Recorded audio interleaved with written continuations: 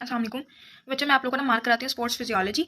जिस तरह हमारा सेकंड ईयर फिजियोलॉजी के अंदर ना दो हमारे पास यूनिट बहुत छोटे हैं और बहुत इंपॉर्टेंट है। एक टेम्परेचर रेगुलेशन, एक स्पोर्ट्स फिजियोलॉजी। ये भी 4 से 5 पेज का हमारे पास हमारा यूनिट है और बहुत आसान है। अच्छा, अब इसको करने से पहले एक बात बता दूं कि मेरे प्रॉफ में एज इट इज़ लाइन्स आई हुई थी, क्योंकि कोई चैप्टर ही पढ़ के ही नहीं जाता, इसलिए किसी को वो एमसीक्यूज आते भी नहीं। और अल्हम्दुलिल्लाह मेरे 4 से 5 एमसीक्यू सही हुए थे, क्योंकि आपको मेरी बुक का हाल देख अंदाजा होगा, क्योंकि मैंने इसकी एक लाइन रीड की हुई थी। और इवन के मैं जो मैंने हाईलाइट किया, आप लोग भी वो हाईलाइट कर लेना, वही एमसीक्यूज आए हुए थे। अच्छा, पहले आप लोगों को ना जेंडर का डिफरेंस बताओ, मेल का और फीमेल का, ठीक है। उसके बाद आपको मसल स्ट्रेंथ बताओ। मसल स्ट्रेंथ के बाद पावर उन्होंने ना इस बुक के अंदर भी एक्सप्लेन किया हुआ, लेकिन मैंने इसके नोट्स निकाल लिए थे, तो आप लोग भी ये लिख लेना बेशक अपनी बुक पर। ये पावर की आपको डेफिनेशन आनी चाहिए, और ये जो इसके जो 3 पॉइंट दिए मैंने ये एमसीक्यूज में थे। और एंड्योरेंस की भी डेफिनेशन आनी चाहिए, और इसका जो फॉर्मूला आपको वो आना चाहिए, ठीक है। आप लोग अपनी पिक्चर लेके अपनी बुक के ऊपर जो है वो लिख सकते हैं। देखो, अब इसमें सी एमसीक्यूज होता है कि 4 टाइम्स मोर फास्फोक्रिएटिनिन देन एटीपी।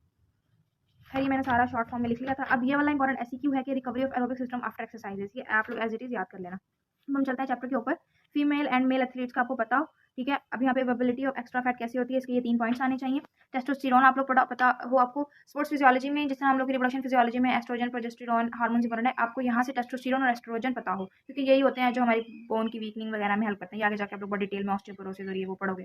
अच्छा, अभी हमारा जो काम है, अभी हमने अपनी जो अपनी बेसिक्स है वो स्ट्रॉन्ग करनी है। स्ट्रेंथ, पावर और एंड्योरेंस, इसकी डेफिनेशन है, इनकी नॉर्मल वैल्यूज और इन पे क्या इफेक्ट होता है, कितना नॉर्मल होता है, कितने स्क्वायर सेंटीमीटर होता है, आपको ये बताना चाहिए। इवन कि आप आगे जाकर इसको बहुत डिटेल में पढ़ोगे, थेराप्यूटिक्स में भी पढ़ोगे। अच्छा, नेक्स्ट पेज में उन्होंने फिर ये पावर दी हुई है। पावर की डेफिनेशन आप लोगों ने याद करनी, इसकी नॉर्मल वैल्यू, उसके यूनिट वगैरह तैयार कर लेना। और यहाँ पे उन्होंने एंड्योरेंस दी हुई है, आप लोग एंड्योरेंस तैयार करोगे। उसके बाद आ जाओ ये एडिनोसिन ट्राइफॉस्फेट, इसको एक दफ़ा रीड कर लेना।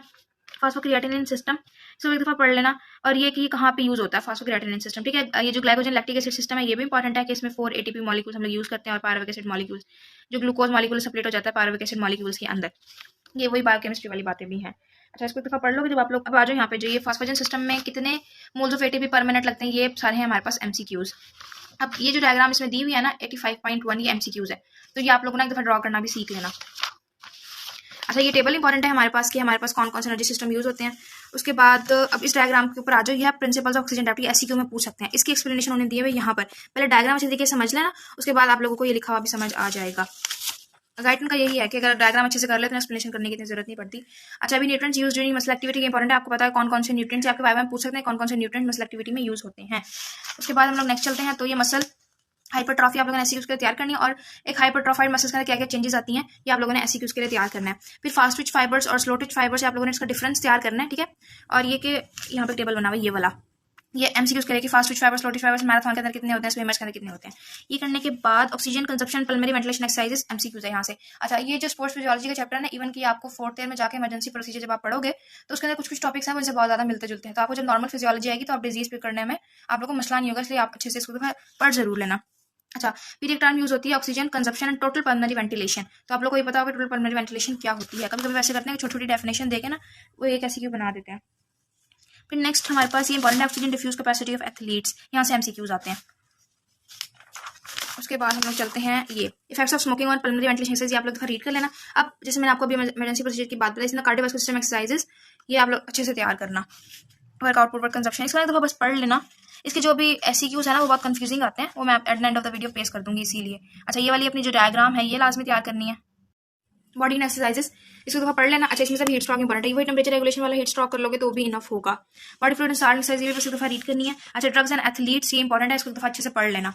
अच्छा, ये एम्फेटामिन और कोकेन क्या करते हैं, और इन्होंने ऊपर भी ड्रग्स एक्सप्लेन किया, उसको पढ़ लेना।